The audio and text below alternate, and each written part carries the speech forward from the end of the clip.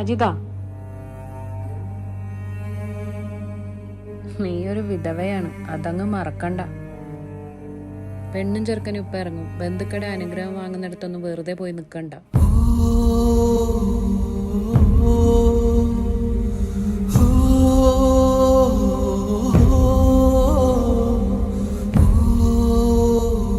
അഞ്ച് ദിവസത്തിൽ കൂടുതൽ ഇവിടെ സഹിച്ച നിങ്ങൾക്ക് ഒരു അവാർഡ് ഞാൻ തരും.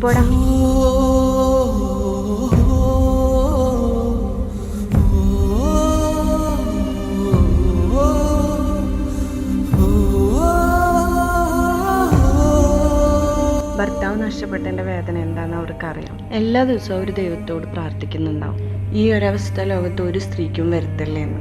അങ്ങനെയുള്ളവരുടെ അനുഗ്രഹം എനിക്ക് എല്ലാവരെക്കാട്ടി ഒരുപടി മേലില്ല.